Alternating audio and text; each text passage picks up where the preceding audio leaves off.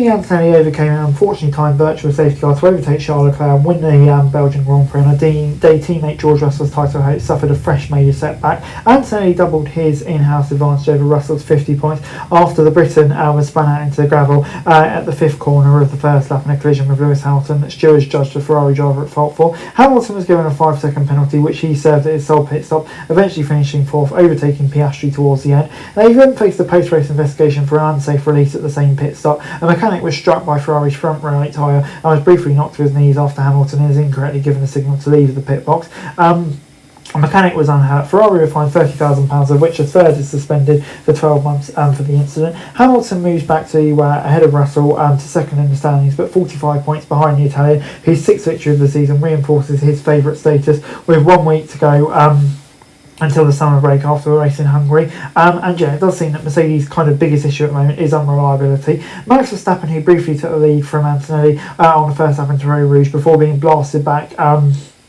took third after he was jumped ahead of Leclerc during the VSC. The Dutchman struggled on hard tyres in the final stint and finished 9 seconds behind Leclerc for the Red Bull's 300th podium in F1. Hadjar drove strongly to finish sixth in the second Red Bull from the back row, opportunistically making 2 pit stops under the early safety car for Russell's crash to fulfil mandatory race tyre requirements. He just held off Lando Norris, who was on significantly fresher tyres after McLaren had to run to lap 30 before making his 1 pit stop, having started a penalised 13th on the grid. Borsetto is 8th for Audi, ahead of Racing Bull's Arvid Lindblad and Alpine's Franco Colapinto. Mercedes World Championship leader had been the big favourite to win the race after qualifying on a dominant pole, but the 19-year-old's route to victory didn't prove maybe as straightforward as some people would have thought. Antonelli had, though, always been braced for a battle to hold on to his lead throughout the first lap of the race from fellow front row starter Verstappen due to the slipstream friendly nature of the opening part of the undulating power sensitive lap. He stayed ahead on the short run to the source but was overtaken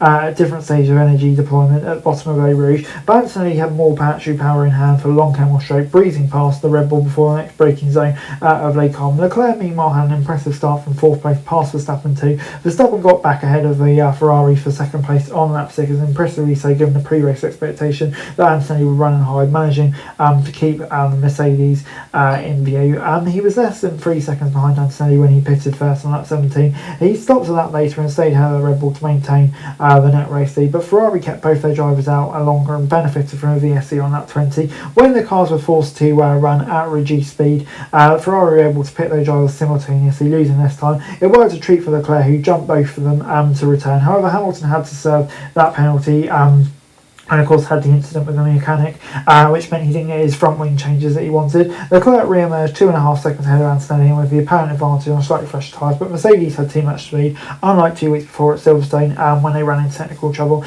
Antonelli was able to pass Leclerc. Not that Mercedes simply breezed away though, with Antonelli only finishing a couple of seconds ahead of Leclerc, but it's still a big win, and obviously a hard-fought win for them, given their recent bad luck. Leclerc believed in a win until the end, but we had a bit of luck with the VSC. And the pace was pretty strong. There were 6 laps at the start of his second stint, which cost him, he said. But the race day, though, for Russell could barely have gone any worse. He qualified on third, a position he held until the camel straight when the Ferraris blasted past him and he came under attack from Piastri too. Russell attempted to come back at Hamilton on the right of his compatriot under braking into Les Combes, but the Ferrari understeer tagged the Mercedes right rear wheel, spinning it into the gravel. Stewards may have penalised Hamilton for the incident, but Russell believed it was a racing incident, and he was more concerned with the lack of power in his Mercedes really more than anything.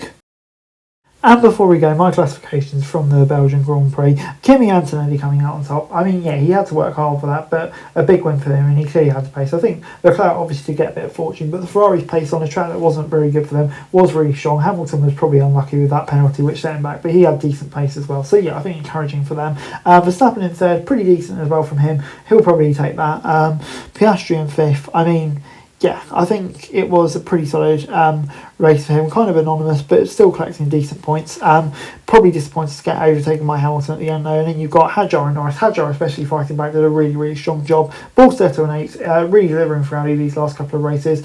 Great job from him. And then Lindblad getting 9th, so probably disappointed not to be 8th, but another points finish. Colapinto and Gasly 10th and 11th. yeah, it's a point for Alpine. But yeah, they just seem to have lost a bit of pace from recently. Lawson, I think not having those new upgrades kind of hurt him a bit this weekend, which will be disappointing for him. Hulkenberg away off his teammate, which will be frustrating. Kind of been the case recently. And then you got Haas and Williams just not really showing much pace recently.